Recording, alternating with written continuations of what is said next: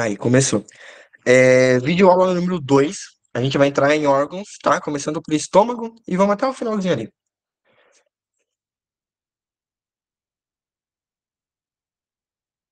Deixa eu colocar aqui de novo para.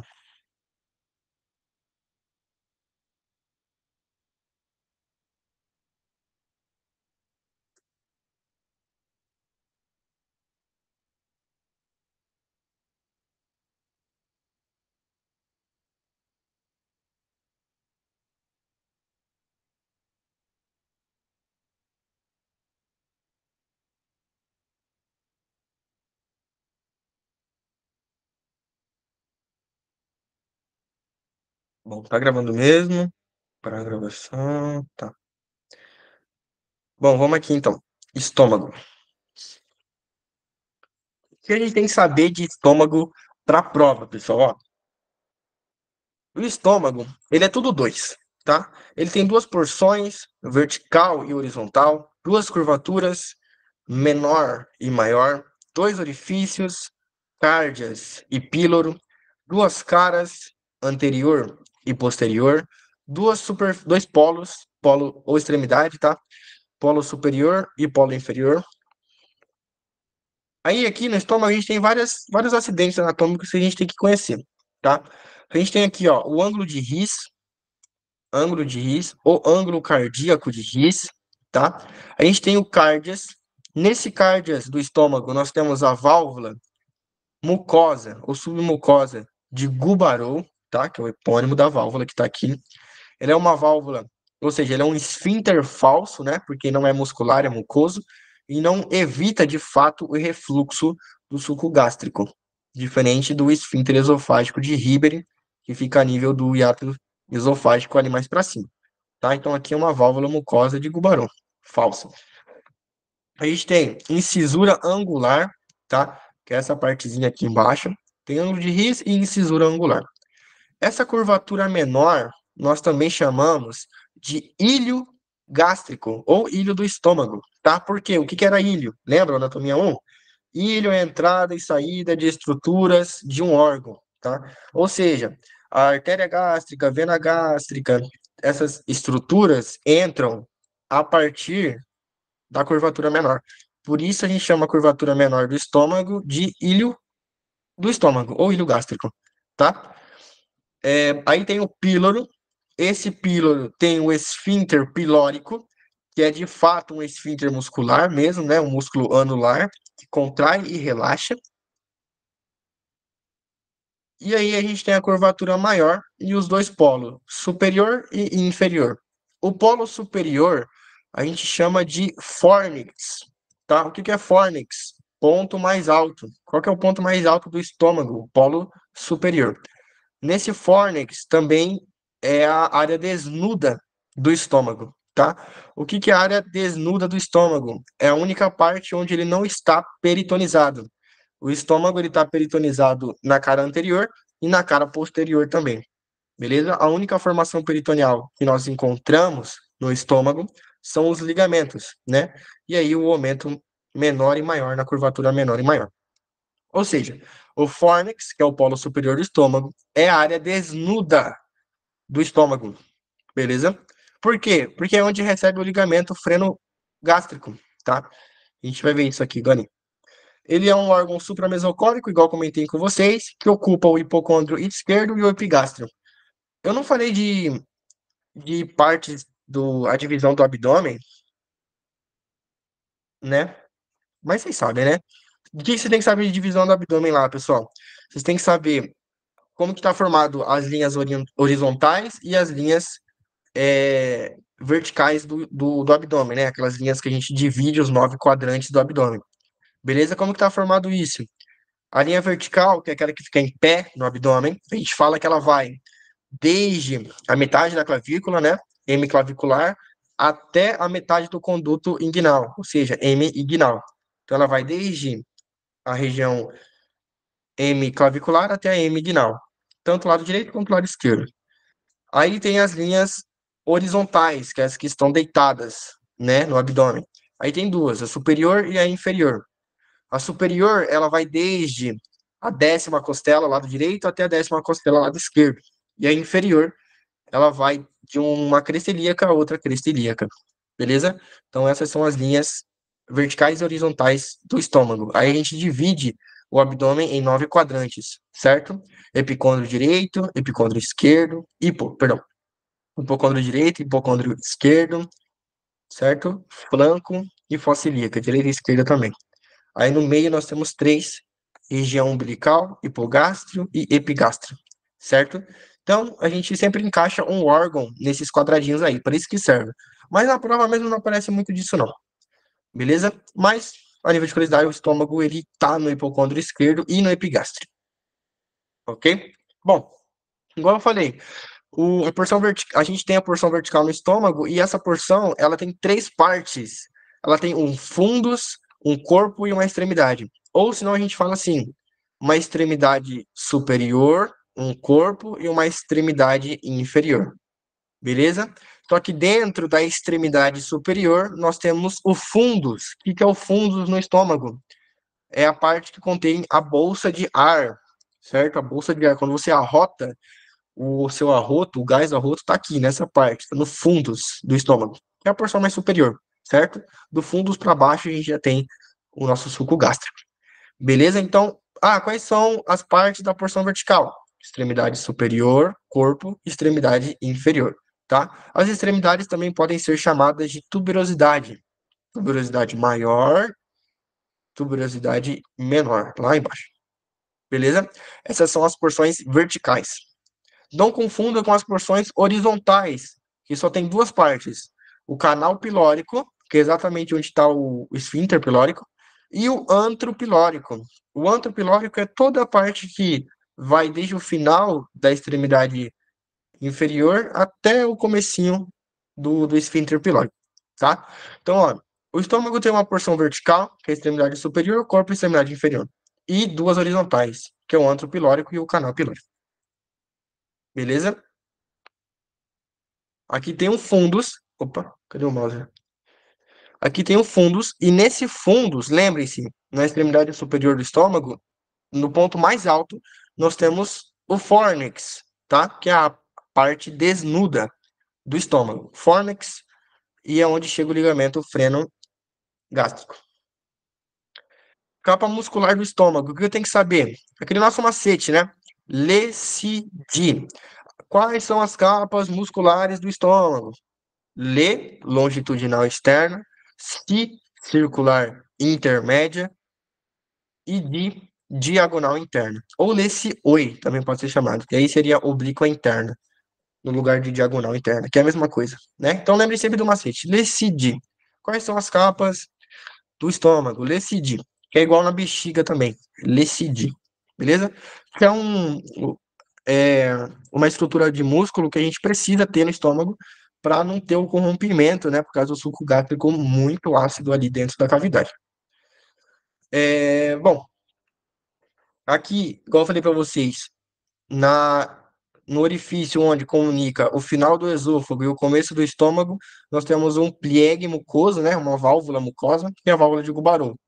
Falsa válvula que não evita refluxo. No final do estômago e o começo do intestino delgado, ali no duodeno, nós temos o esfíncter pilórico, certo? Que é onde começa ali já o nosso esfíncter verdadeiro. Realmente um esfíncter cumpre a função de evitar o refluxo do bolo alimentar, né? Beleza? Ó, o que eu tenho que saber sobre peritônio, a relação do peritônio com o estômago?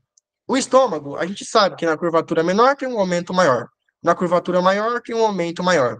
Além disso, nós também temos o ligamento da área desnuda, né? O que é a área desnuda? É a única parte da cara do estômago que não tem peritoneu. Por quê? O peritônio parietal, o peritônio visceral, ele está grudado na cara anterior e na cara posterior do estômago, exceto no ponto mais alto do estômago, que nós chamamos de fornix, tá? Onde chega um ligamento, que é o ligamento freno gástrico, e ele fica certinho aqui na área desnuda. Beleza? Então, como que está peritonizado o estômago? Ele tem peritônio na cara anterior, tem peritônio na cara posterior, tem aumento na curvatura menor, tem aumento na curvatura maior, tem ligamento no fórnix, que é o ponto mais alto do estômago, onde forma a minha área desnuda, que é a única parte do estômago que não tem peritônio. Beleza? Isso é a peritonização do meu estômago. Então aqui a gente tem, ó, epiplão maior, perdão, epiplão menor, epiplão maior aqui embaixo, epiplão menor desde a curvatura menor até a cara visceral do fígado, epiplão maior desde a curvatura maior até o cólon transverso. Beleza? Além disso, nós também temos os ligamentos, que tem bastante ligamento aqui no estômago. A gente tem ligamento gastrofrênico, né, que vem do diafragma, gastroesplênico, que vai para o baço, e gastrocólico, que vai para o cólon transverso. Beleza? Isso daqui são... Perdão. Isso daqui também conta como meio de fixação do estômago, tá? Ah, como que está fixado o estômago na cavidade abdominal? Através da sua peritonização, né? Através dos aumentos, dos ligamentos, do peritônio. Beleza? Ok. Isso aqui é importantíssimo, tá, pessoal? Não esqueçam disso aqui e não confundam isso na prova. Ó, o estômago, ele tá numa região muito importante do abdômen, vocês vão ver isso semiologicamente depois. E aqui no estômago nós delimitamos dois triângulos importantíssimos que a gente usa semiologicamente. Um triângulo que a gente chama de triângulo de Traub, tá? Ou espaço semilunar de Traub, tá? O que eu tenho que saber? Os limites. Como está delimitado o espaço de Traub? Quinto cartílago costal esquerdo, linha axilar anterior, tá? Não é a hemiclavicular, é axilar, um pouquinho mais para o lado ali. E borde condral esquerdo, tá? O que é borde condral? É a junção de todos os cartílagos das costelas aqui, tá? Desde a sétima, que é a última verdadeira, que se encaixa aqui no esternão, até a 12ª. Forma esse reborde condral que a gente chama aqui, tá? E aí o reborde condral do lado esquerdo a gente usa como limite, beleza? Então aqui, ó, a gente tem quinto cartílago costal, linha axilar anterior, borde condral esquerdo. O que isso forma? Espaço semilunar de Traub. Para que serve esse espaço? Para mim palpar o estômago, tá? Exatamente onde está o estômago. Beleza. Próximo, triângulo de Labé, tá? Triângulo de Labé. Qual que são os limites? O borde condral esquerdo, de novo, borde anterior do fígado, e linha horizontal, uma linha imaginária horizontal, que parte do nono cartílago costal ao lado direito até o nono cartílago costal ao lado esquerdo, tá? Ou seja, que une os nonos cartílagos costais. Beleza? E aqui a gente já tem a primeira porção do nosso quadrante do estômago ali, certo? Que seria o nosso epigástrio, a transição do estômago para o duodeno. Fechou? Então, ó, o que vocês têm que saber disso aqui? Os limites, tá? Saibam os limites do de Traub e saibam os limites do de Labé. E não confundam eles lá. Teve uma prova que caiu aberta, teve uma outra que caiu de alternativa. Ele dava o limite e perguntava qual que era. Ó, aqui é o que o Matheus, eu acho que estava comentando, né? Não sei. É a transcavidade dos epiplônios, ó. Aqui é uma imagem corte transversal, no comecinho do estômago, né? Aqui é o lado esquerdo desse paciente, aqui é o lado direito. Aqui, ó, a gente consegue ver vena cava, a gente consegue ver pâncreas, duodeno, tá? Aqui é onde começa a transcavidade dos epiplônios, ele atravessa todo o pâncreas posteriormente e a cara anterior do estômago e sai lá do outro lado, na cara inferior do baço, tá? Então, nada mais é que um espaço virtual que comunica dois lados do abdômen.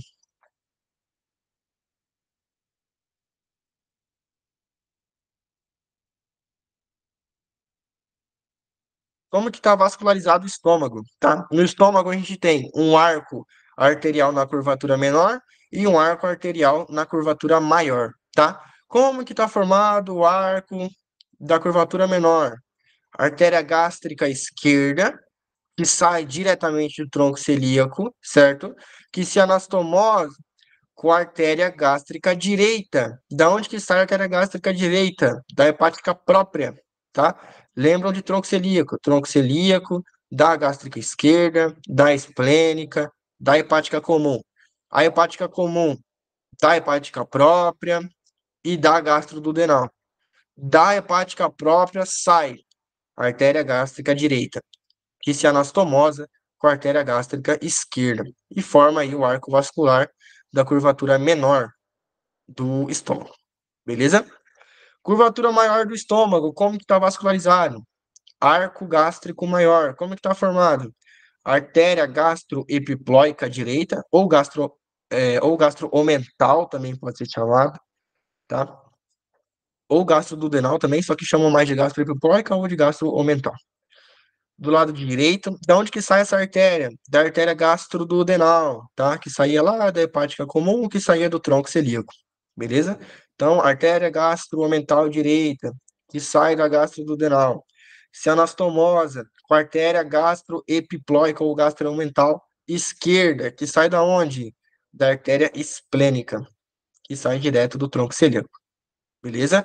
Então, saibam as artérias que conformam a curvatura menor e da onde elas provêm, e as artérias que estão presentes na curvatura maior do estômago e de onde elas provêm também.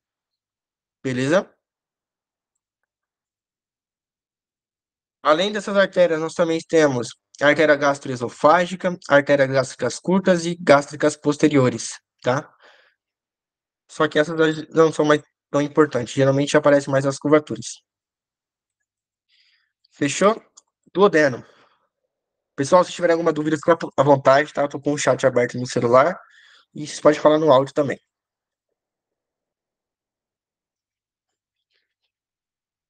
Bom, duodeno.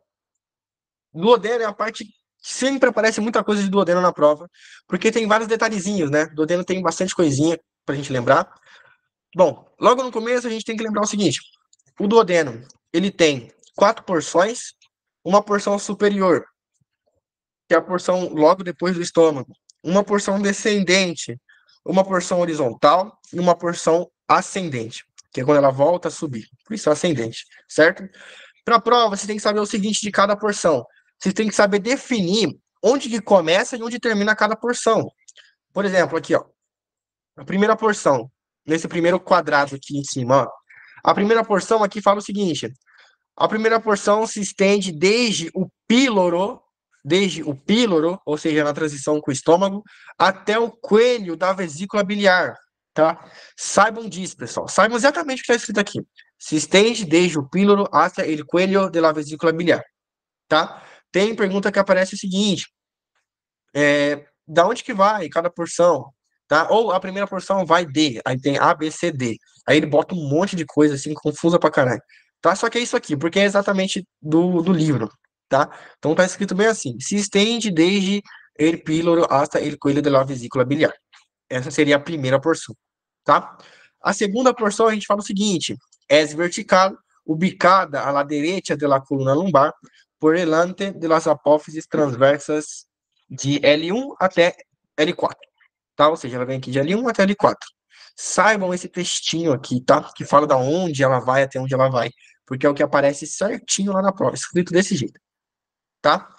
Bom, aí da segunda porção, além das porções, além de saber onde começa a porção e onde ela termina, para não confundir elas, você tem que saber algumas coisas sobre a configuração interna de cada porção. Por exemplo, na primeira porção, a gente tem a formação do que a gente chama de ampolha duodenal ou bulbo duodenal. O que é isso?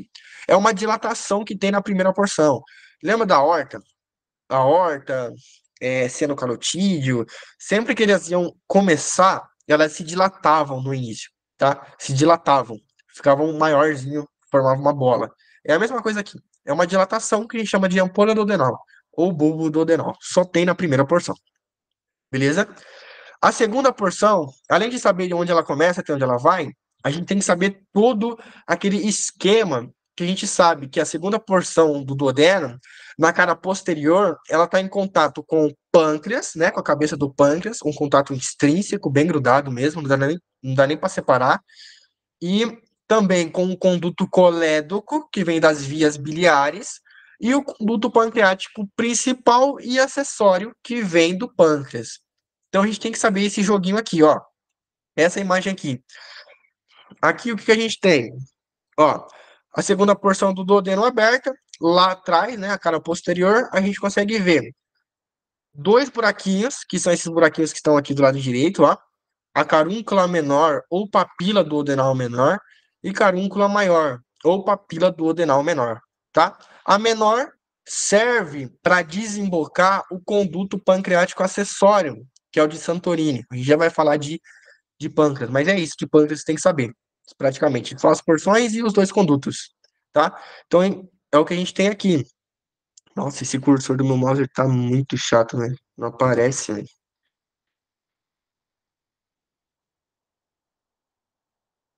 Tá largando.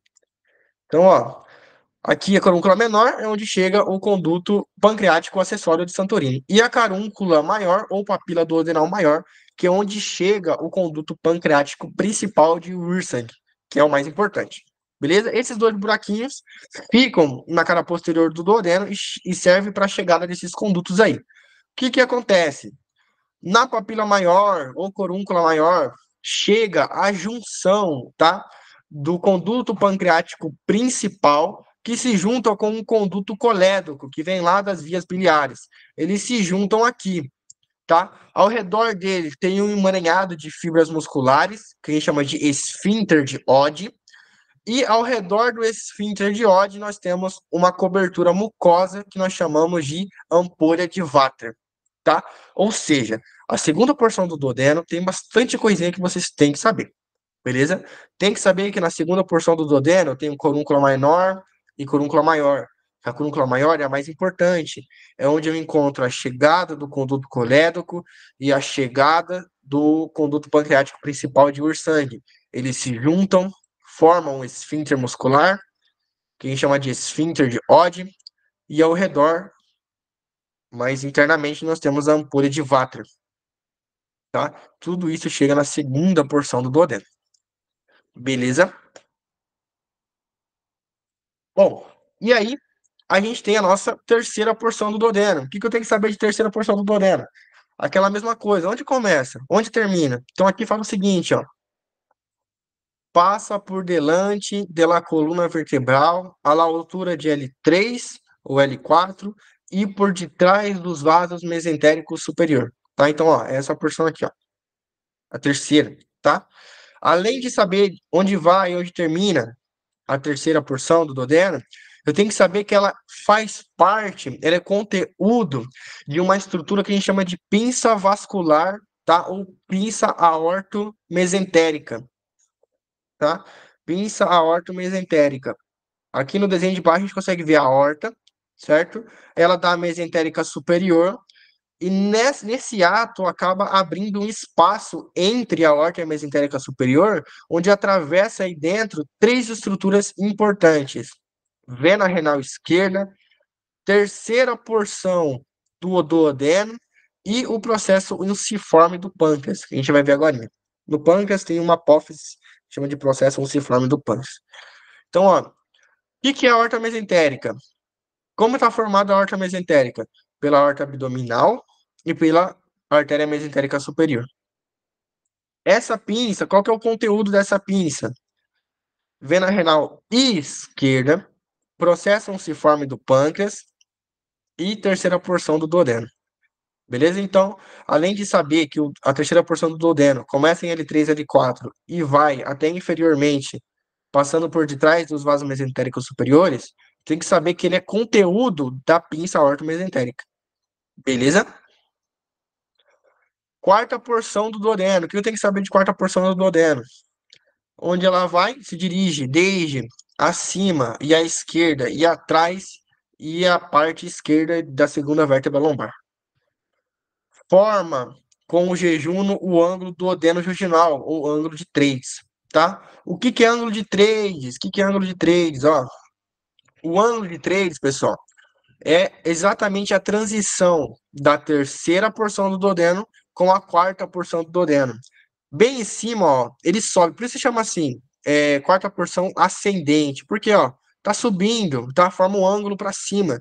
Exatamente nessa ascensão chega um músculo, que a gente chama de músculo de trades, tá? Ou músculo suspensório do duodeno, que está formado pelo pilar esquerdo do diafragma. Lembram que quando a gente estudou diafragma, a gente falava que ele se insertava por um pilar principal direito e esquerdo, e que o esquerdo ia de L1, L2, L3, constantemente. Lembram disso? O que eu quero que vocês saibam aqui, ó? O duodeno tem um ângulo, que a gente chama de ângulo de trades, que está exatamente na transição da terceira porção do duodeno com a quarta porção do duodeno, tá?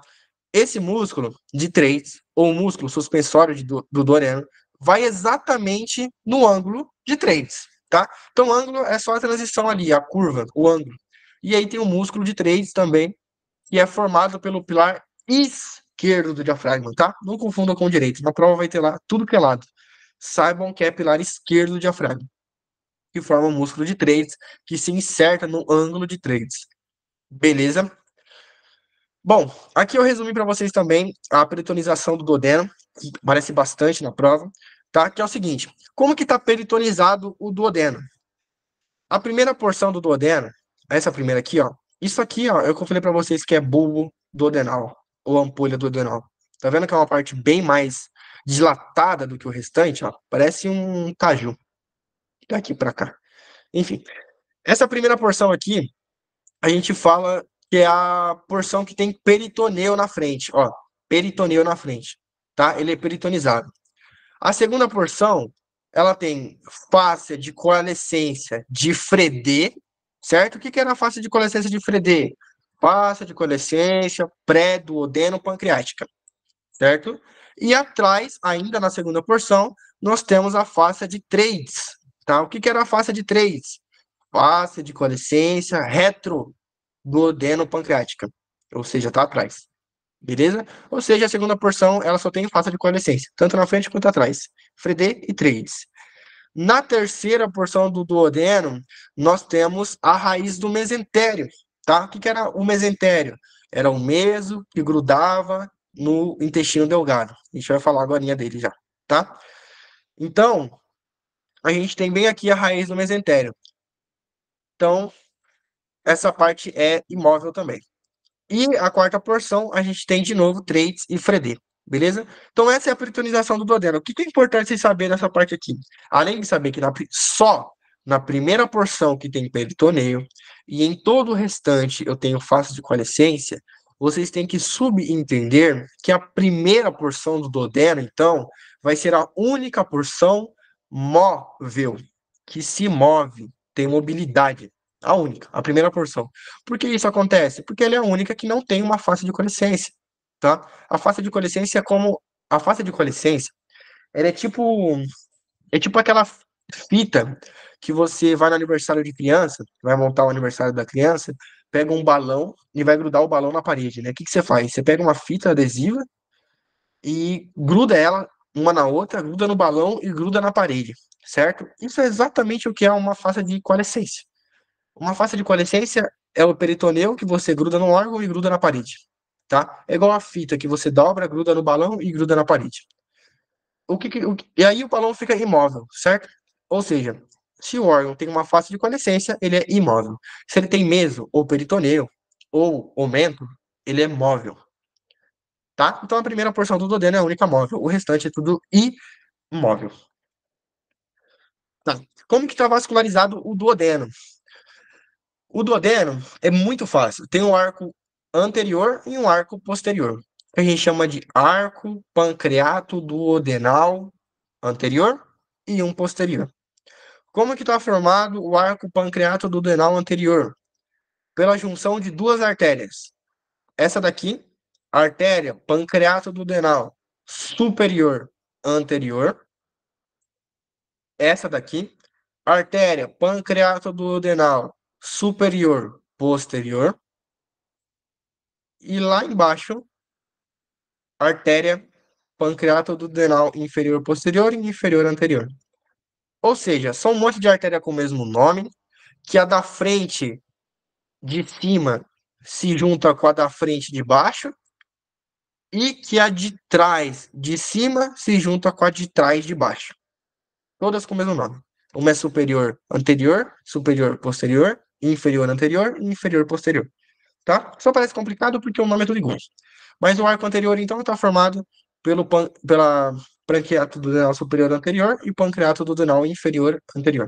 E o arco posterior pela pancreato duodenal superior posterior mais pancreato duodenal inferior posterior, tá? Se vocês têm dúvida, é só consultar esse quadrinho aqui, que é o resumo de tudo, basicamente. Beleza? Essa é a vascularização aqui do nosso duodeno. Isso é importante também, sempre aparece.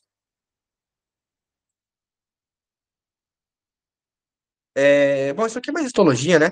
Tem glândulas de Brunner, secreção alcaloide para deixar mais básico, né? O suco gástrico vindo do estômago para não deteriorar a parede muscular do intestino delgado, que é mais fina. Beleza, duodeno é isso, pessoal. Jejum e íleon. Jejum e íleon, o que eu tenho que saber de jejum e íleon? Eu tenho que saber que o jejum e íleon forma o que a gente chama de divertículo de Meckel. Onde que está o divertículo de Meckel? No jejum e no íleon, tá? Só aí. E isso aqui, ó, que é a parte mais importante. No intestino delgado, a gente tem a formação do mesentério, que eu já falei umas 10 vezes para vocês, que é um meso que gruda no intestino delgado. O que que é intestino delgado? É duodeno, é jejuno e é íleon. Duodeno, a gente já viu que não tem isso, né? O mesentério não está no duodeno, nessa primeira porção. O mesentério está somente no jejuno e no íleon do intestino delgado, tá? E o mesentério é aquela coisa, uma prolongação da parede parietal posterior do peritônio, que se prolonga e gruda no órgão jejuno e íleon. O que que eu tenho que saber de mesentério para a prova? Que o mesentério, ele tem duas partes. Uma inserção intestinal, que é quando ele gruda no intestino de fato, e uma inserção que é a raiz do mesentério, tá? De inserção intestinal, vocês têm que saber só o tamanho. Quanto que mede o mesentério, a inserção intestinal? 7 metros, tá? 7 metros. 7 metros. Desde o começo até o final, 7 metros. A inserção intestinal é a parte que está grudada no jejum e no íleon. Agora, a raiz do mesentério é igual uma árvore aqui, tá? Por isso chama raiz do mesentério. Aqui é a raiz, a parte que está fixada na parede do abdômen. O que eu tenho que saber de raiz do mesentério?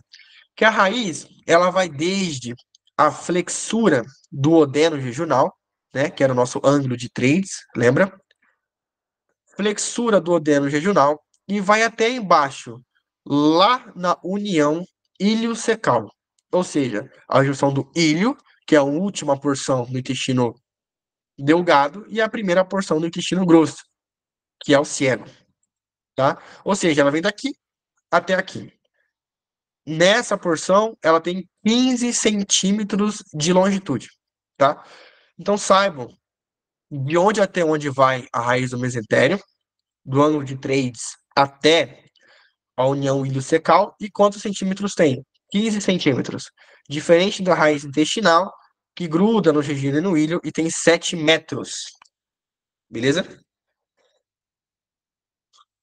E é isso.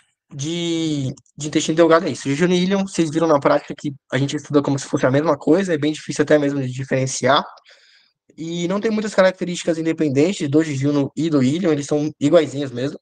A única coisa que dá para lembrar legal é que as asas são diferentes, né? A gente tem asa vertical e asa horizontal entre um e outro. E é isso, o intestino é tudo igual.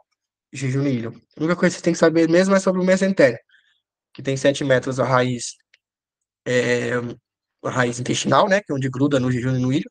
E a raiz do mesentério, ela tem. Ela é mais pequenininha, né? Tem só 14, 15 centímetros. E vai desde a flexura do odeno jejunal até a união iliocecal lá. Isso é importante, tá? O resto não precisa quebrar a cabeça, não. Bom, mesentérica superior. Por que que a gente fala de mesentérica superior aqui? Lembra que a gente falou que a artéria mesentérica superior, ela ficava dentro do omentro maior, tá? Então, ó, o que eu tenho que saber da artéria mesentérica superior? Não muita coisa.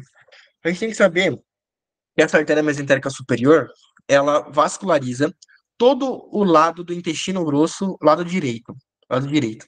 E a artéria mesentérica inferior, que é a outra, vai vascularizar todo o lado esquerdo. Do lado direito, essa artéria aqui, a mesentérica superior, ela dá uma artéria que a gente tem que saber, tá? Que é essa daqui, ó. Artéria iliocecal, beleza? Artéria iliocecal.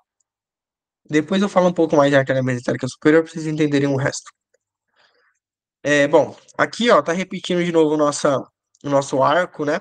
Nossa pinça aortomesentérica, que é formado pela aorta abdominal e a artéria mesentérica superior. Dentro, a gente tem vena renal esquerda, processo unciforme do pâncreas e terceira porção do duodeno, beleza? Lembrem que é vena renal esquerda, tá?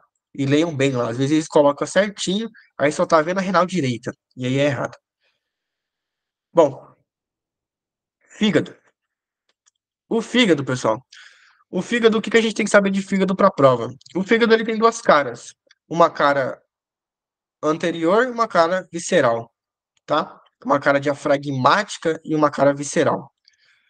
Ao redor do fígado todo tem uma cápsula, que dá para ver bem na prática, que é uma cápsula mesmo, como se fosse uma vaina de músculo, tá? Que a gente chama de cápsula de Gleason. Qual que é o nome da cápsula do fígado? Cápsula de Gleason, ok? O fígado tem duas caras, uma cara diafragmática, que é essa daqui, cara diafragmática, e uma cara visceral, que é essa daqui, a parte de baixo, tá? Bom, é, a gente tem que saber que a cara diafragmática, ela tem quatro porções. Porção anterior, porção superior, porção direita e a porção posterior, que é mais em cima e mais atrás aqui, que está em contato com o diafragma, quase. Eu tenho que saber que a cara diafragmática ela é dividida em quatro porções. Dessas quatro porções da cara diafragmática, a porção mais importante é a porção posterior, porque é exatamente a área desnuda do fígado. Onde que é a área desnuda do fígado? Cara diafragmática, porção posterior. Beleza? Tem algumas outras porções de área desnuda também que eu vou citando, mas essa aqui é para responder a pergunta, quando pergunta onde que está a área desnuda. Essa é a principal mesmo, mas nós temos algumas outras também, tá? Então fica aqui, na cara diafragmática, bem em cima, quase em contato com o diafragma, a gente chama de porção posterior da cara diafragmática. Bom, é, aqui a gente tem um ligamento, nessa cara diafragmática, a gente tem o ligamento falciforme, né? Que é um dos principais meios de fixação do fígado. E esse ligamento falciforme, ele vem de cima até embaixo. E ele divide a cara diafragmática em um lado direito e um lado esquerdo, tá? Lóbulo direito e lóbulo esquerdo. E é isso de cara diafragmática. Agora, mais importante, a cara visceral, a gente tem que saber o seguinte. Perdão, minha voz tá ficando rouca já. Na cara visceral, ó, essa imagem de fígado, a gente pegou o fígado, tirou ele da posição anatômica, virou ele de cabeça para baixo, e a gente tá vendo a parte inferior dele, tá? Aqui, ó, opa, aqui é a parte mais anterior do fígado, essa parte onde tá vendo a cava inferior aqui, e essa é a parte mais anterior do fígado, onde tá a vesícula biliar virada para cá, tá? Então, ó, o que eu tenho que saber de cara visceral do fígado? Na cara visceral do fígado, nós temos três surcos, três linhas, tá? Um surco longitudinal direito, surco longitudinal esquerdo e surco transverso. Eu tenho que saber o que, que tem em cada surco. No surco longitudinal direito, eu consigo ver vesícula biliar e vena cava inferior. No surco transverso, eu tenho o ilho hepático, né? O ilho hepático, que está conformado pelo conduto colédoco, veia porta e artéria hepática, tá? Aqui. Então, isso é no surco transverso. E no surco longitudinal, lado esquerdo, eu consigo ver o ligamento redondo, tá? O final do ligamento redondo do fígado. Bom, o fígado, ele tem um lóbulo esquerdo, um lóbulo direito, um lóbulo posterior, que a gente chama de lóbulo caudado de Spiegel, tá? Lóbulo caudado de Spiegel. Caudado vem de cauda, que vem de posterior, né? Cauda atrás. Lembrem disso. Não confundam e achem que o lóbulo caudado é o que está na frente. Não, o lóbulo caudado é o que está atrás, no fígado. beleza? Lóbulo caudado de Spiegel. Esse lóbulo caudado de Spiegel, ele é quase que um lóbulo independente. Ele é um fígado independente. É como se fosse um fígado dentro do fígado, beleza? Se todo o restante do fígado parasse de funcionar, ele funcionaria como um fígado. Só que ele, como ele é uma porção muito pequenininha, não conseguiria cumprir todas as funções, né, que tem que fazer. Enfim. E aí tem um lóbulo quadrado. Então, ó, quadrado dá para confundir com caudado. Então, não confundam. O lóbulo quadrado é o anterior, é onde está virada a vesícula biliar aqui. E o caudado é o posterior, tá? Caudado de Spiegel. Então, o fígado ele tem 4 lóbulos: lóbulo esquerdo, lóbulo direito, lóbulo quadrado e lóbulo de Spiegel. Beleza? Bom, no fígado nós também temos as impressões aqui na cara visceral, né? Impressão cólica, onde fica o intestino, o cólon transverso. Impressão renal, onde fica o rim, do lado direito, tá? Só do lado direito. Impressão suprarrenal, que é da glândula suprarrenal do lado direito. Impressão duodenal, que é onde está o duodeno. E impressão gástrica, onde está o estômago. Beleza? Bom, aqui é o seguinte. Tem uma pergunta na prova que sempre fala assim: quais são as formações peritoneais do fígado, tá? Aí o pessoal vai lá e coloca ligamento falciforme, ligamento coronário, eplipom menor, ligamento triangular, ligamento coronário. Bota tudo junto lá. Bota tudo que lembra de fígado. Só que tem um negócio, que é o seguinte: quando a gente fala formação peritoneal do fígado, são só 3: ligamento falciforme, ligamento coronário e eplipom menor, tá? Porque só esses 3 são formados de fato por uma prolongação do peritônio. Os outros ligamentos que tem no fígado, como por exemplo, o ligamento triangular, direito e esquerdo, o ligamento redondo, eles não são formações peritoneais. O ligamento triangular, ele é um deterioro, tá? Ele é um abrimento, uma falha que tem no ligamento coronário, nas extremidades. E o ligamento redondo, ele é um vaso, né, que foi fechado, que faz parte, é um vestígio embrionário da circulação fetal. Então, não é uma formação peritoneal, beleza? Então, quando pergunta quais são as formações peritoneais do fígado: ligamento falciforme, ligamento coronário e eplipom menor. Agora, quais são todos os ligamentos que tem no fígado? Aí entra ligamento triangular e o ligamento redondo, beleza? A gente tem aqui o epiplom menor, né? Como a gente já falou umas 10 vezes nessa aula. O epiplom menor vai da curvatura menor do estômago até a cara visceral do fígado. Então tá aqui também na cara visceral do fígado. Como que está vascularizado o fígado? O fígado é igual ao coração, é igual ao pulmão. Ele tem uma vascularização funcional e uma vascularização nutrícia. A funcional é a estrutura que leva sangue para ele poder trabalhar, para ele poder metabolizar o sangue. Essa estrutura é vena porta hepática, que é a nossa vena porta. E a nutrícia, que é a artéria hepática própria, tá? Que vasculariza tanto o fígado como o vesícula biliar. Beleza? E é isso. Isso daqui, como que está formado o ilho hepático? Por quais estruturas estão formados? Vena porta, artéria hepática própria e conduto colédoco.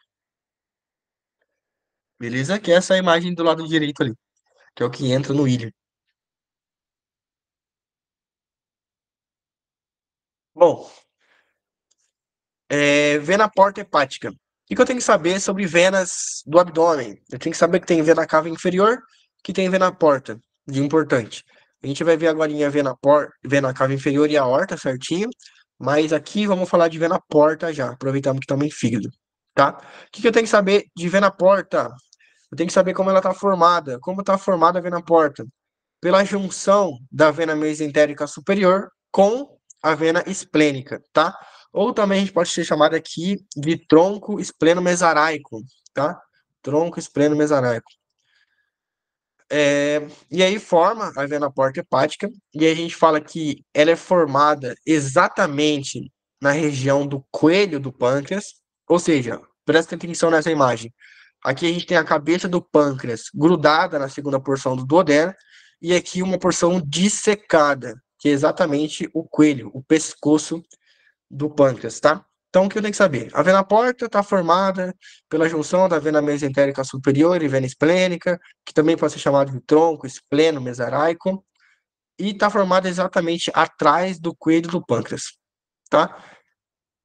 E ela termina como? A vena porta termina sendo a única vena que se bifurca e dá duas ramas, uma rama direita e uma rama esquerda, que se adentra, né, entra para dentro aqui do fígado. E aí, ela, assim como qualquer outra vena, também tem várias afluentes, né? O que que é afluente? São venas que desembocam nela e usam ela como conduto, né? Como caminho. Quais venas são essas? Vena gástrica esquerda, vena gástrica direita, vena pancreatoduodenal superior posterior, vena pré-pilórica e vena paraumbilical. Aí entra a diferença, né? Qual que é a diferença da minha vena porta para a minha vena cava inferior? Quando a gente fala de vascularização do abdômen, nós sabemos que a vena cava inferior, ela drena apenas venas que fazem parte da parede do abdômen ou do sistema renal. Ou seja, na vena cava inferior, nunca vai ter sangue provindo do meu sistema digestivo. Por quê? Todo o sangue provindo do meu sistema digestivo tem que chegar na minha vena porta, tá? Por quê? Porque é um sangue sujo, que tem um monte de coisa que não tem que ter no sangue, tá? E aí, esse sangue que vem do sistema digestivo, cheio de nutrientes, ele tem que chegar primeiro no fígado para poder ser metabolizado, né? Limpo, peneirado, e só então voltar para a corrente sanguínea principal, que é a vena cava inferior. Ou seja, a vena porta, ela drena todo o sistema digestório e a vena cava inferior drena apenas a parede do abdômen e o sistema urinário. Ou seja, na vena porta, a gente sempre vai ter vena gástrica esquerda, que vem do estômago, vena gástrica direita, que vem do estômago, vena pancreatoduodenal superior posterior, que é a vena contrária do nosso arco arterial, né? Os dois arcos lá que vasculariza pâncreas e duodeno, que faz parte do sistema digestório também. Vena pré-pilórica, que é o contrário da nossa artéria pré-pilórica, que também tem lá no duodeno, e vena paraumbilical, que são venas que drenam o estômago também. Ou seja, na porta só chega sangue que sai do intestino, do sistema digestivo. Beleza? Na vena cava inferior, nós nunca vamos ver uma vena gástrica. Ok? Beleza. É... Ó, importante. O ligamento coronário, pessoal, e a vena cava inferior, eles são os principais meios de fixação do fígado, tá? Então, quais são os principais meios de fixação do fígado? Que pega o fígado e deixa ele no lugar que ele tem que ficar. Principalmente o ligamento coronário, tá? Mas vena cava inferior também. Outra coisa, o fígado, ele é igual a um pulmão, então ele tem vários segmentos, né? Aí tem aquele macete que a gente faz com a mão, coloca o polegar dentro da mão, os quatro dedos por de cima, na mão direita, e a gente usa como referência para decorar os segmentos, né? Segmento 1 no dedo indicador superior, segmento 2 no dedo indicador inferior, segmento 3 no dedo médio superior, segmento 4 no segmento médio inferior, é, 5 e 6 no anelar e 7 inteiro aqui, volta no sexto e o 1, que é o dedão. Isso não é importante para a prova, tá? Isso não é importante para a prova. Só que, se vocês quisessem estudar essa parte, seria o seguinte: é, saibam que o segmento 1 a gente chama de lóbulo de Spiegel, tá? É o que a gente viu ali em cara visceral do fígado agorinha também, ok? Que é o lóbulo caudado do fígado. Lembram? O posterior a gente chama de lóbulo de Spiegel. Ele é independente. Qual que é o lóbulo independente do fígado? Lóbulo caudado de Spiegel. Beleza? Aí tem o dois, que é lateral esquerdo, anterior lateral esquerdo, medial esquerdo, não sei o que. Isso aqui não é importante, não. Beleza? Ah, sim, outra coisa. O lóbulo caudado de Spiegel, ele é o lóbulo independente, tá? Ele tem duas ramas terminais da vena porta. Então, ó, lembrem aqui que a gente acabou de falar. A vena porta se divide em duas ramas, direita e esquerda, tá? Duas dessas, do lado esquerdo, entra somente no lóbulo de Spiegel. Ou seja, o lóbulo de Spiegel é foda. E é isso. Continuando. Pâncreas. Se tiver alguma dúvida de fígado, pessoal, fique à vontade, tá? Pergunta aí no chat, abre o áudio, fica à vontade. Pode perguntar aí. Lembrando que a aula vai ficar gravada, tá? Quem precisar sair não precisa se preocupar. Agora tá pronto os vídeos já. Vou colocar no Drive, colocar numa pasta para vocês, junto com o simulado de questões de prova. Estudem bem esse simulado, tem muita questão lá. E é isso. Pâncreas. O que a gente tem que saber de pâncreas, pessoal? O pâncreas ele é bem simples. O pâncreas ele tem quatro porções, que a gente chama de 4C do pâncreas: cabeça, coelho, corpo e cola. A cabeça está grudada na segunda porção do duodeno. O coelho não tem nada de importante, o corpo também não, e a cola também não. Não tem nada de importante no pâncreas, tá? Só ele é uma, o pâncreas ele é uma glândula mista, endócrina e exócrina. Tem bastante coisa para falar de histologia, mas como a anatomia é mais legal, a gente não vai falar.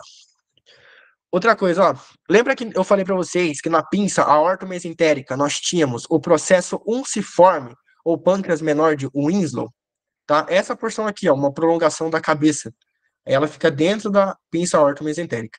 Exatamente essa parte aqui, do duodeno. Perdão, do pâncreas. Beleza? Outra coisa. O pâncreas, do lado de dentro, ele tem dois condutos. Um conduto principal, que drena toda a cola, drena todo o corpo e drena toda a cabeça anterior. E desemboca na segunda carúncula ou papila duodenal da segunda porção cara posterior do duodeno. Termina aqui, certo? Dentro do duodeno. Foi o que a gente já falou. E um conduto acessório de Santorini, tá? Que termina aqui na papila menor. Esse acessório, ele drena somente cara posterior do pâncreas, tá? Então, para a prova, sabe o seguinte de pâncreas. Pâncreas tem quatro porções: cabeça, coelho, corpo e colo. Dois condutos pancreáticos: principal, que o epônimo é de Wilson, e acessório, que o epônimo é de Santorini. Quais regiões drena no conduto de Wilson, que é o principal? Cola, corpo e cabeça, somente região anterior, parte da frente da cabeça. E o acessório, somente o que sobrou, que é a porção posterior da cabeça. Beleza? O que eles estão drenando aqui? Suco pancreático. Né? A gente sabe que o pâncreas, ele tem a porção exócrina dele produz o suco pancreático, né? Para terminar aqui na segunda porção do duodeno, toda aquela solução do suco pancreático que acaba deixando mais básico o nosso bolo alimentar. Então, de pâncreas, você tem que saber isso, tá? E aí, o conduto principal de Wilson se junta com o colédoco, né? Que é o que vem das vias biliares, forma aqui a ampulha de Vater e o esfíncter de Oddi, que termina na papila maior. Só isso. Só. Depois de falar um quilo de. É isso, tá, pessoal? Bom, aqui, ó. Foi o que eu falei pra vocês. O conduto de Würzburg drena cola, corpo, parte posterior da cabeça do pâncreas, e o de Santorini drena o resto, que é a parte anterior da cabeça do pâncreas. Tá.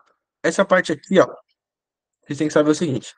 O pâncreas é o órgão mais fixo da cavidade abdominal. Por que que isso acontece? Por que que o pâncreas ele é tão fixo assim? Porque ele tem fossa de Trades, fossa de Toad, fossa de Fredé, peritônio, e é isso, tá? Ele é o órgão mais fixo da cavidade abdominal.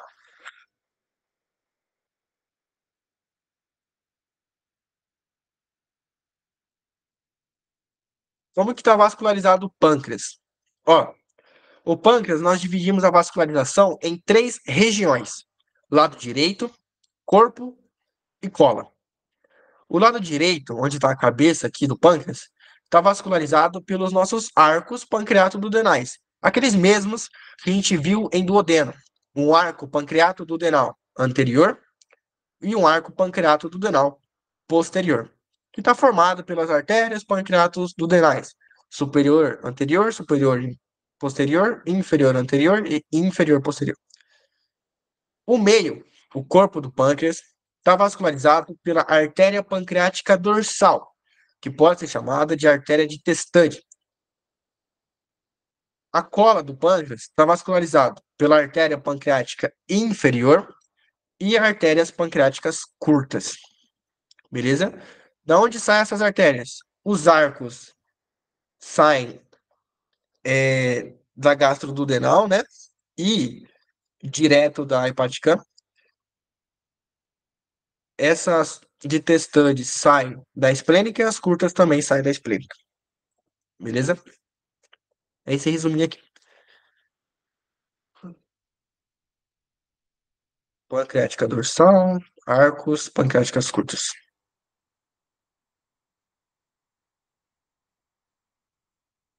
Fechou? Pâncreas é facinho. É bem tranquilo mesmo, comparado com as outras coisas. Bom, baço. O que a gente tem que saber de baço? O baço, ele tem duas caras, anterior e posterior. Ele tem dois polos, superior e inferior. Tem dois bordes, lateral e medial. Tá? É tudo dois também, igual o estômago, ele tem tudo dois. E, bom, o que eu tenho que saber? O baço, ele tem 200 gramas, tá? 200 gramas. No baço, a gente tem impressão gástrica, que é quando o estômago encosta nele, impressão renal, que é quando o rim esquerdo encosta nele, e impressão cólica, que é quando o cólon transverso encosta nele. São as impressões. Na cara visceral, que ele tem uma cara diafragmática e uma cara visceral. Na cara visceral, ele tem o ilho, tá? O ilho esplânico. Esse ilho é onde chega a artéria esplênica e vena esplênica, tá? Fica na cara medial, na cara visceral.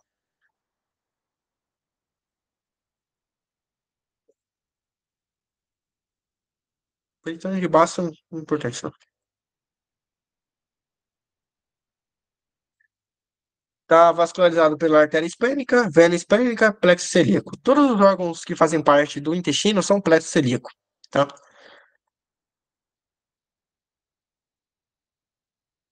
E é isso. Baço é besteiríssima também. Ah, sim, de baço tem que saber uma coisa. No baço, nós temos um ligamento que nós chamamos de ligamento esplenocólico de boi. Aqui, ó, tá aqui embaixo. Ligamento esplenocólico de boi, tá? Esse ligamento é o principal ligamento do baço. Principal ligamento do baço. E aí, tem uma pergunta que fala assim de baço. Qual que é o principal ligamento do baço? Aí você tem que colocar ligamento esplenocólico de boi. Esplenocólico de boi.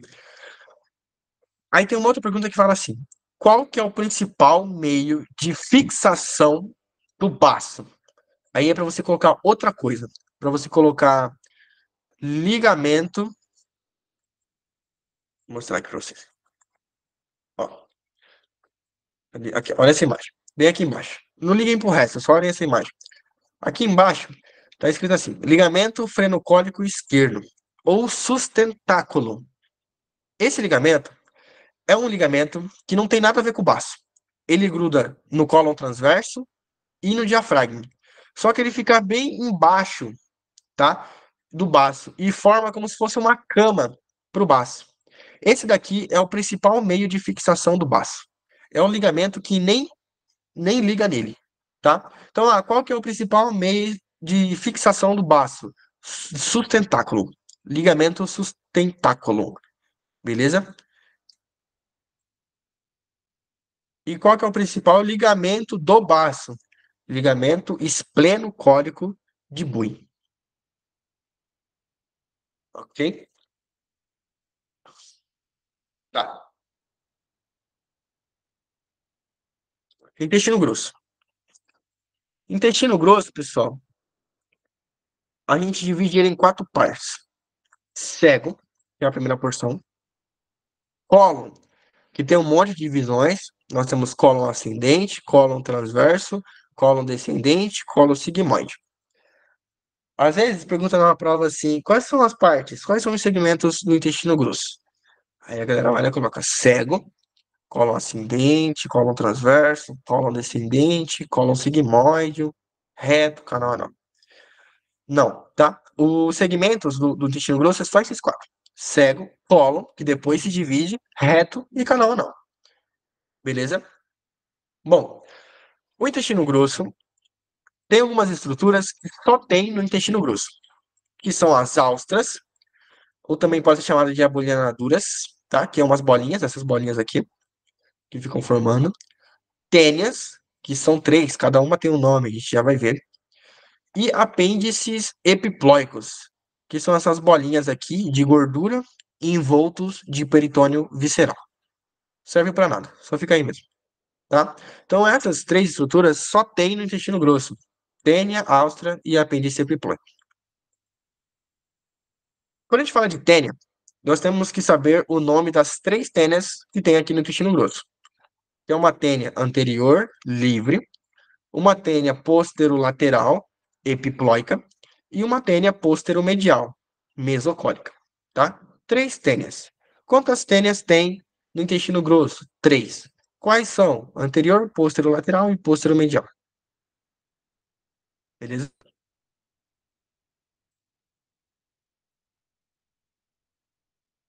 Então, aqui a gente tem o cego, o apêndice vermiforme aqui para baixo do cego, cólon ascendente, flexura cólica direita, cólon transverso, flexura cólica esquerda, cólon descendente, cólon sigmoide, reto e canal anal.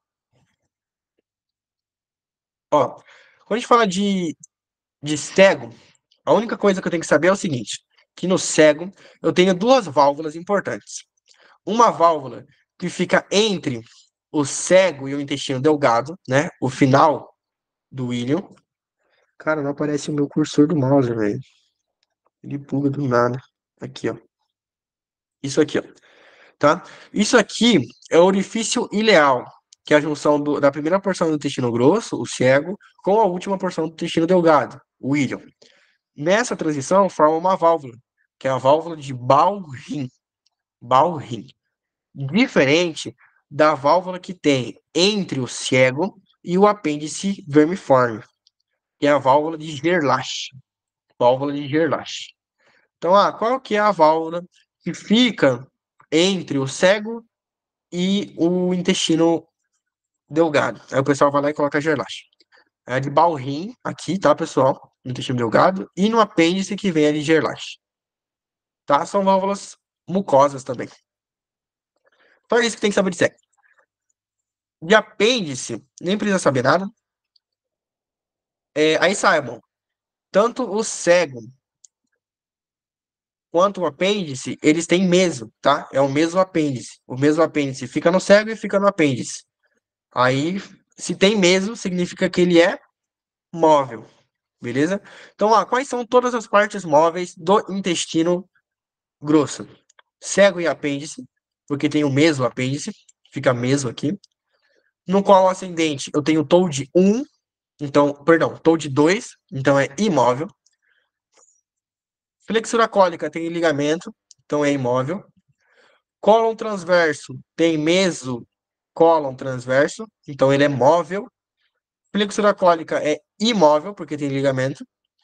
Cólon descendente tem a face de coalescência TOAD 3, então é imóvel. Cólon sigmoide tem o mesmo sigmoide, então é móvel.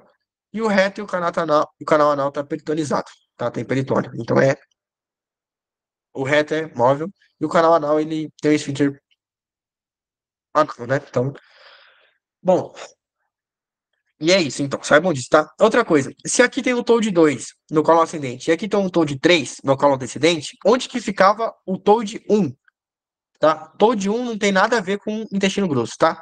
O TOAD 1 é a face de coalescência retropancreática, tá? Atrás do pâncreas, beleza? Então, lá no pâncreas é TOAD 1, aqui vem TOAD 2 e TOAD 3. Tudo face de coalescência. Beleza. Então saibam só que o cego e o apêndice são móveis porque têm o mesmo apêndice. Como que está vascularizado o o cego e o apêndice. A artéria artéria mesocólica. A artéria mesentérica superior, ela dá a rama terminal dela, que é a artéria iliocólica. Essa daqui, tá? Ou também pode ser chamada de artéria iliobissecoapêndico-cólica, tá? Que é um tronco, na verdade, né? Mas a gente chama mais de artéria iliocólica. Essa artéria iliocólica, ela dá uma artéria ileal, que vasculariza o ilho, dá duas artérias secais, lateral e média, que vasculariza o ciego, e dá uma artéria apendicular, que vasculariza o apêndice. Tá? Então, só lembra, a artéria iliocólica vasculariza apêndice e vasculariza ciego. Ó, aí aquela coisa que eu falei, o intestino grosso lado direito, ele está vascularizado pela mesentérica superior. O intestino grosso do lado esquerdo está vascularizado pela mesentérica inferior. E aí, bem no meio do mesocolo transverso, essas duas artérias se anastomosam e formam o que a gente chama de isso aqui, ó, a junção delas, ó. Mesentérica superior do lado direito e mesentérica superior do lado esquerdo. Elas se juntam aqui e formam o nosso arco de Riolano. Beleza? Arco de Riolano. Aí, bom disso. O que é arco de Riolano? Junção da mesentérica superior com a mesentérica inferior. Também tem o ponto crítico de Sudeck, mas já é mais perto de trivia mesmo. Arco vascular de Trich também. E é isso. De intestino grosso.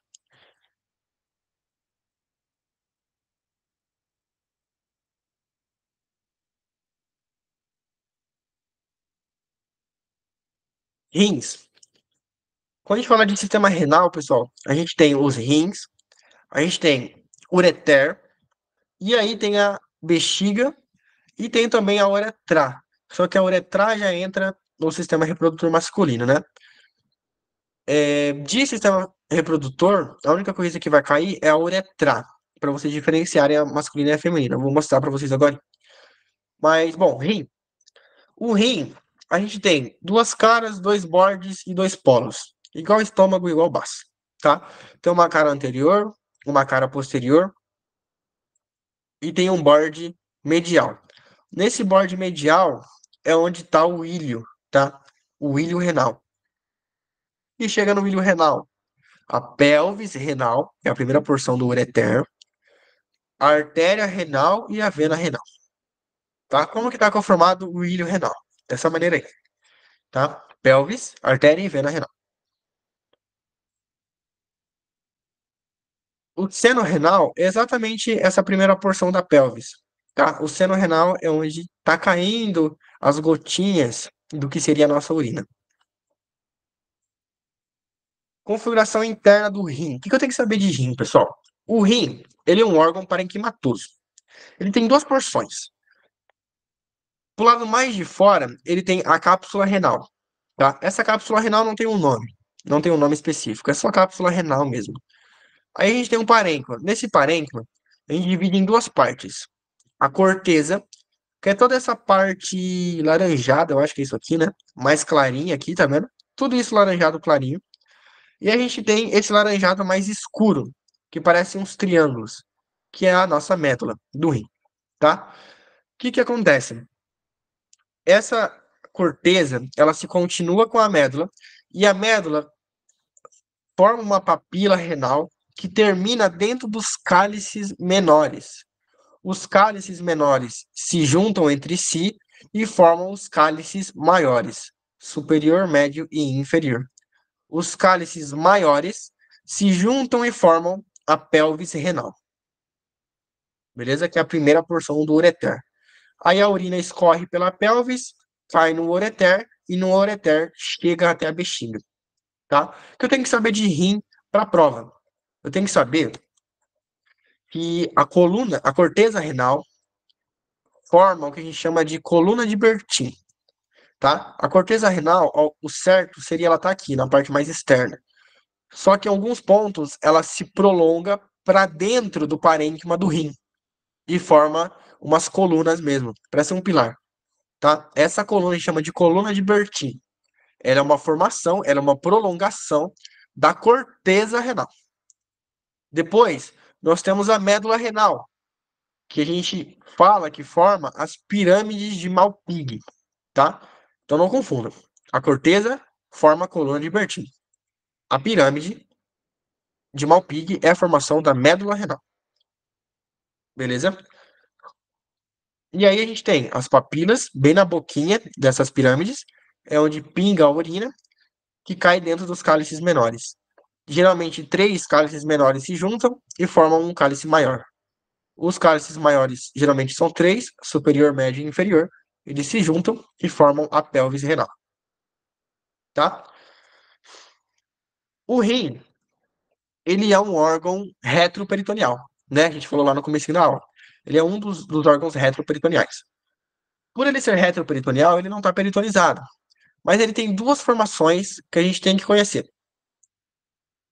E essas aqui, ó. Ele tem uma folha anterior, que a gente chama de fáscia de Gerota, essa que vem para frente do rim, fáscia de Gerota, e uma posterior, que a gente chama de fáscia de Zucker-Candelli. Tá, Zucker-Candelli. Por que eu falo Zucker-Candelli?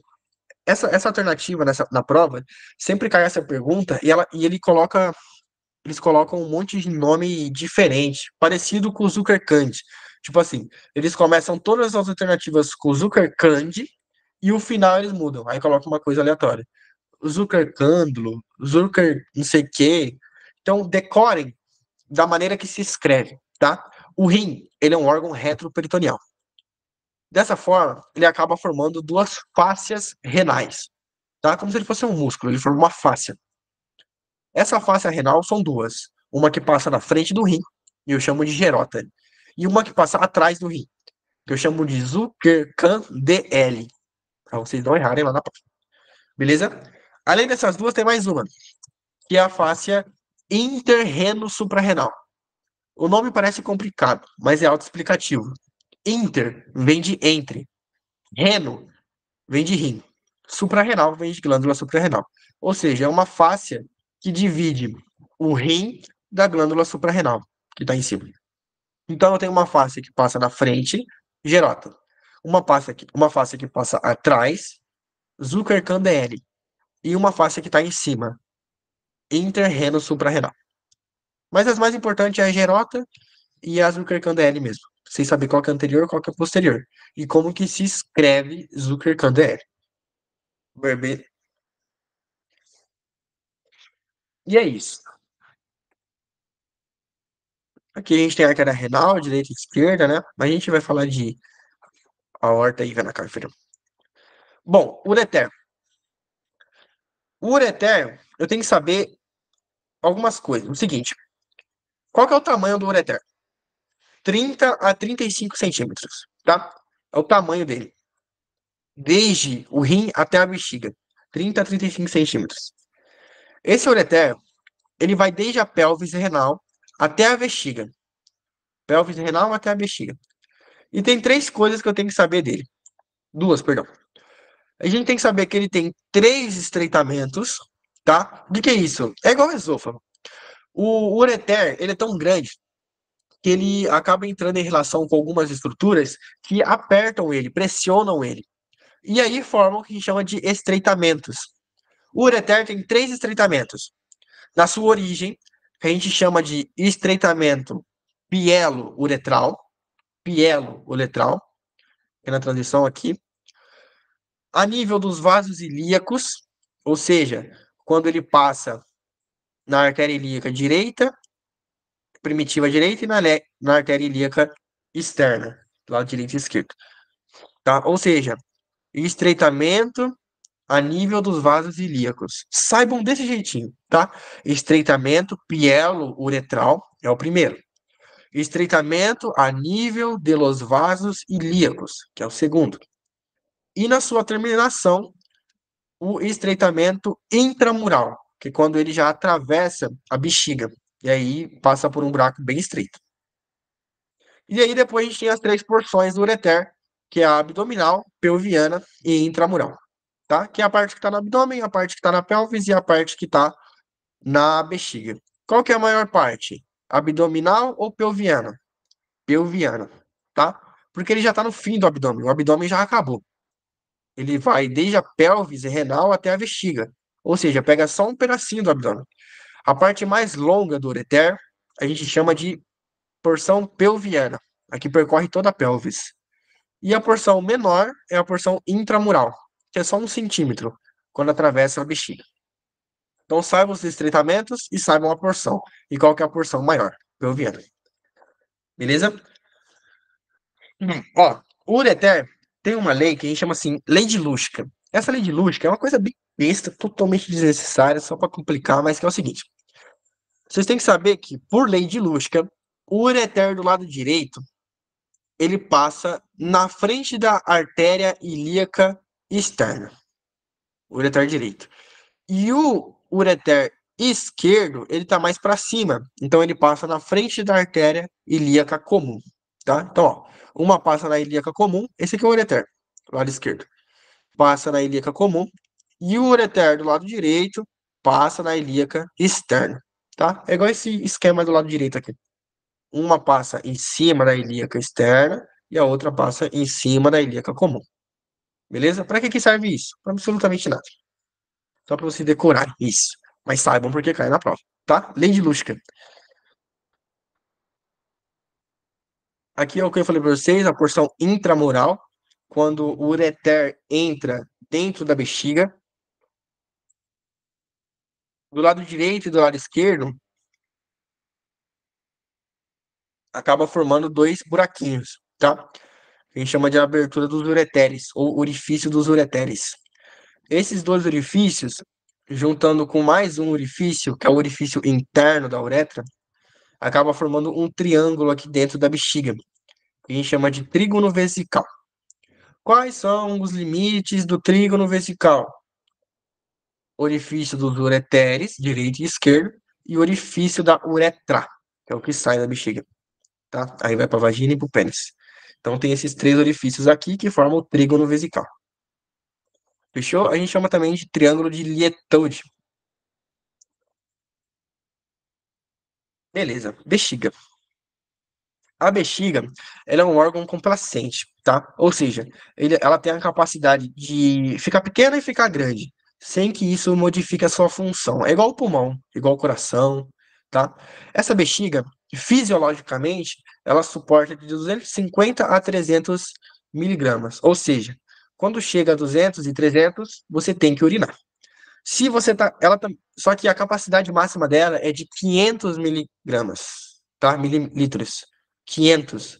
Só que já é aquele período que você está segurando a sua urina há muito tempo já, e isso pode prejudicar a saúde dos seus esfínteres da bexiga, tanto interno quanto externo. Se você fica segurando a urina muito tempo durante um período crônico, você acaba tendo uma letargia, né, nesses esfínteres e vai ter uma hora que você não vai conseguir segurar mais a urina. E vai cair um pouco de urina lá e você já vai mijar. Que é o caso dos pacientes ali que ficam gotejando, geralmente mulher, por causa de ficar segurando, tá? A bexiga feminina ela é menor e quando no período de gravidez ela acaba sendo apertada ali pelo útero, então tem um recorrente caso dessas coisas e é um caso que já liga diretamente também a prevalência de infecção urinária nas mulheres. Mas enfim, a bexiga é um órgão complacente e ele tem de 250 a 300 mililitros fisiológicos, tá? A bexiga, o que vocês têm que saber de bexiga? Ó, vocês têm que saber que a bexiga, ela tem. Onde eu coloquei?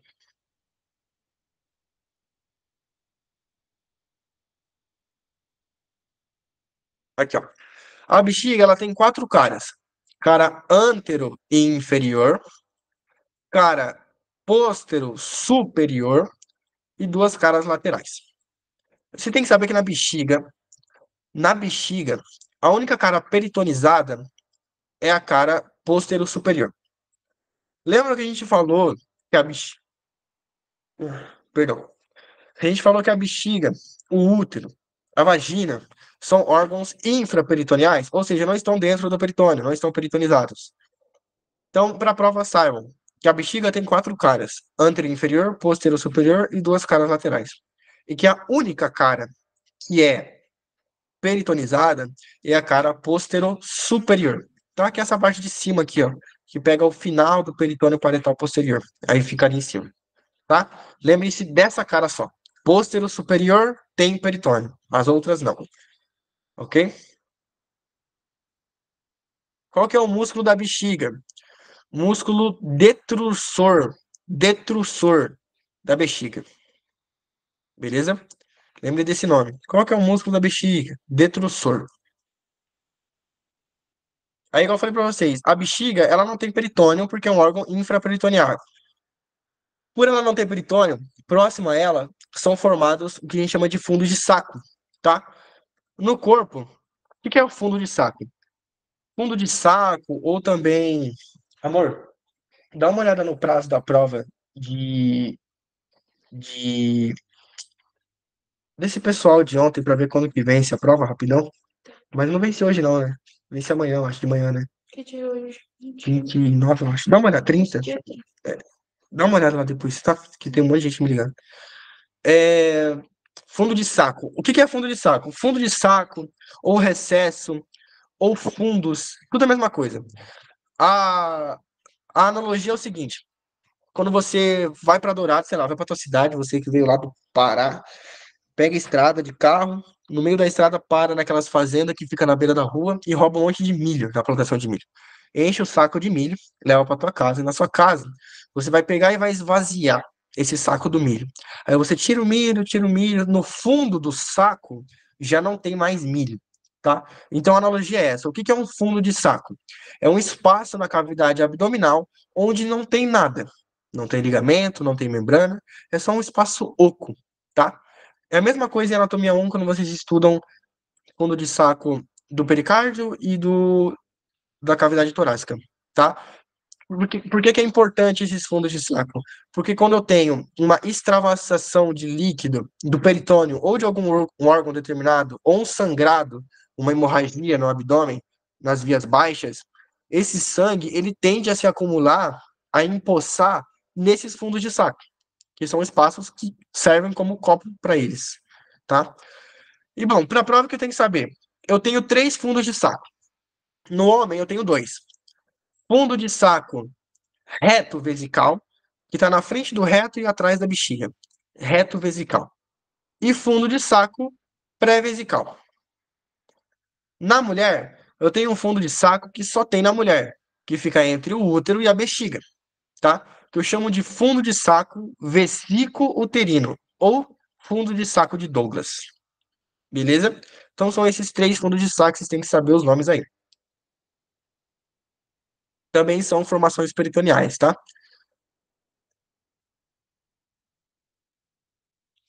Uretra.